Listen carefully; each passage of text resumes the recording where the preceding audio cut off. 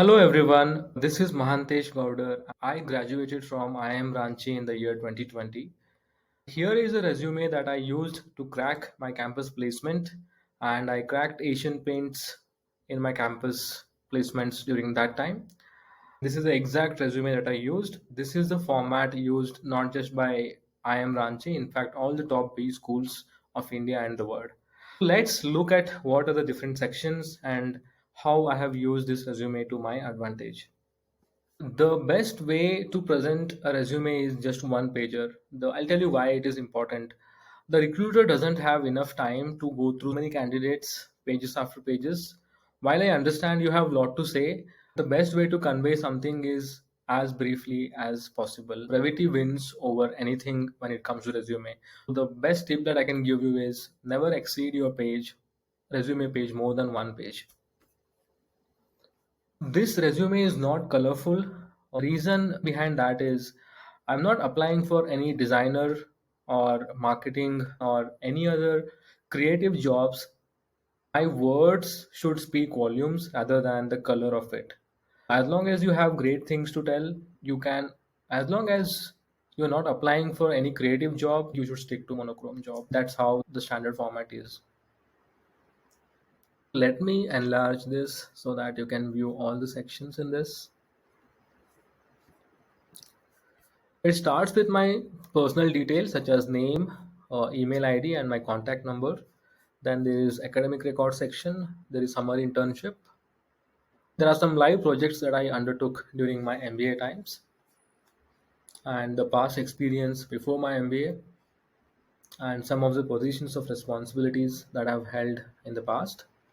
Last but one, I have extracurricular achievements. Notice difference between these achievements and the achievements in the top. At last, I have some of my hobbies. I have not mentioned anything about my family background and my permanent address, current address, nothing of that sort.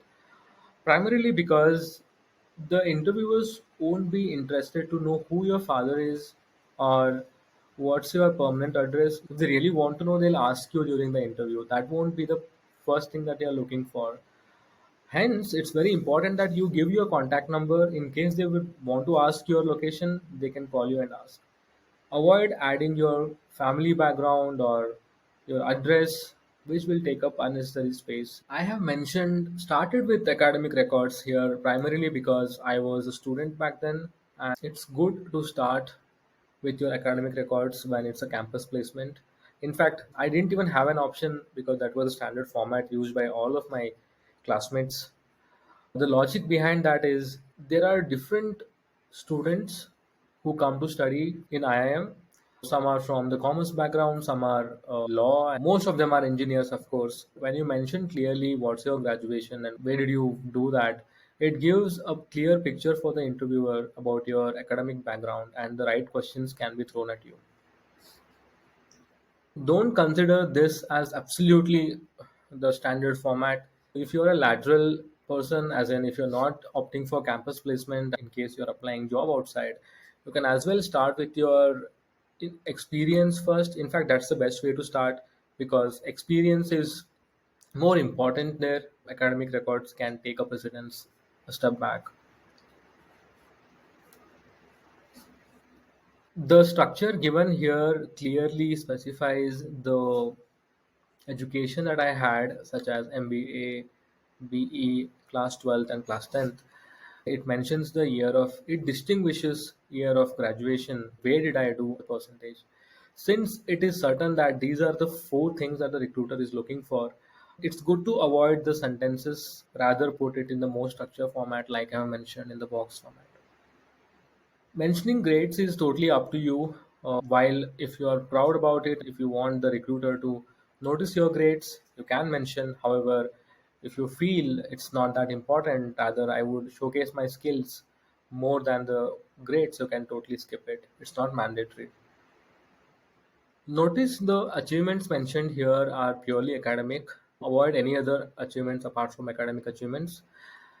The more relevant the achievements, for example, I was in MBA and I have published this research paper during my MBA time. So that's more relevant achievement rather than any other thing. It's good to mention that, avoid the unimportant ones. Same goes with the certifications. Certifications are not achievements. You don't have to put under achievements, but it also shows that you have used your free time to learn something valuable. Hence, it's good to put certifications right after achievements and but not within. Next up, I have put summer internship experience here. I interned in Ola. Before even interning there, again, I used almost similar format except for this internship thing. I cracked Ola's internship, summer internship in my campus. In fact, it was one of the highest paid stipends at that time. In the final placements, it's always important that you highlight the projects that you worked during your internship. Summarize what have you done in that project. Google recommends this format called XYZ format to describe something in resume. X stands for what have you done, Y stands for measurement of what you have done, Z stands for the impact of what you have done. For example, X here is proposed and launched functional academy, and measuring that for the 41 business analysts. Yeah, you can notice I missed the impact part, which could have been added here. That part is missing here. Similarly, if you read the next statement, it says, created, what have I done? X, created reports on training needs. So, Y, measurement of 3415 employees. I have missed the impact here. It's always good to add impact. Follow XYZ format. Is there a specific reason to it?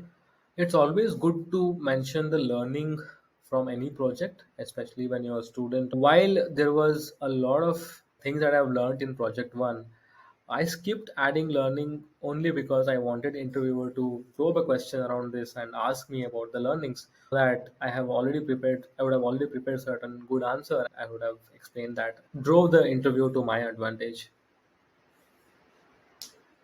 Another reason why I could not add learning here is it was consuming much of space. During my MBA, I used my free time to work on certain live projects. I have mentioned here the details. Again, I have to tell you, whenever you mention certain project, it's always important to mention the duration, how many months you worked. In summer internship, I worked for 2 months from when to when. I have mentioned that. For these live projects, I mentioned the duration there. It also gives the recruiter a glimpse of how long you worked on these projects. Coming to what I have written about the live projects. So, since I had applied for HR manager, there are various aspects. HR is not just about recruitment or something so specific about one or two things. I try to cover the different things that I worked on. In fact, during my summer internship, I tried covering performance management, functional academies. Through live projects, I've covered L&D, learning and development, OD part, organization development part, and also during my time, I used my free time to write some of the blogs, the articles for the famous website Inside IIM. So that also covers the HR part under employer branding. Yeah, I have used these things to highlight there. Always notice that you should mention the last designation that you have held in that company. The last designation, in fact, the only designation that I had was system engineer. And notice I have already mentioned the number of months I worked from when to when. It's a very good adequate to write number of people in your team, what was the size of the account, what are the responsibilities that you held, was there any achievement or anything. While I could have bragged a lot about my work at Infosys, but it was a purely technical job. I was applying for a management job here. I didn't want to go at length about that. I just mentioned very concise. The probability of interviewer asking you any technical question is very low.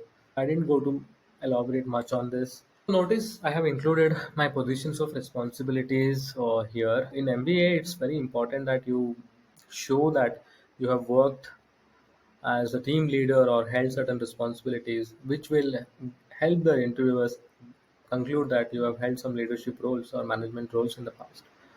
There are some campus ambassador programs that come during MBA times where you become the campus ambassador for certain companies and then you brand. For example, I remember during my time, OnePlus had launched this campus ambassador program where they will select one of the students as the representative. That student will help, that student will be eligible to give certain discount coupons, promote OnePlus brand.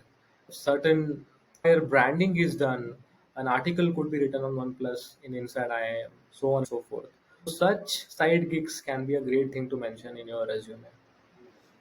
Always remember for what role you are applying for. If you have applied for a sales role, let's say, what you could have mentioned anything that you have sold factfully, how many things you have sold, how did you sell those things.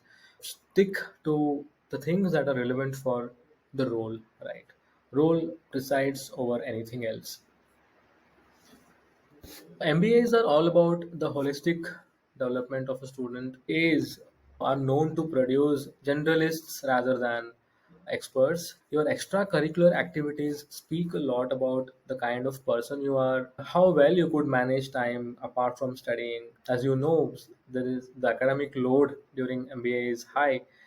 Despite that, students take out their time and invest in winning corporate competitions. Extracurricular achievements are very important to mention in a resume. For example, let's say your hobby is cooking, then you mention it under extracurricular activities. It's not right here because it is simply a hobby. Unless you've achieved something, avoid it, adding it here in the achievements part. Whereas the same can be added in the other section where I've written, there you can add your cooking part. Why I'm stressing is these are the things that may not matter so much for your job, but it's good to have things. Well, that covers all the sections of a resume. I hope this resume gives you a glimpse of what a standard resume looks like, what all the good B schools of India and the world use. In fact, if I have to rate this resume, I would not rate it 10 out of 10. There are many things that I've missed. For example, I would have added my LinkedIn address there. That would have taken the recruiter to LinkedIn page. I would have used that XYZ format in a better way. I just used X and Y. I missed adding impact at some points. Apart from this, overall, it's a good way for a campus placement. I was naive back then. There is no higher expectation than this for a campus placement. It was a good resume for campus placement, but yes, definitely there are certain improvements that I could have done.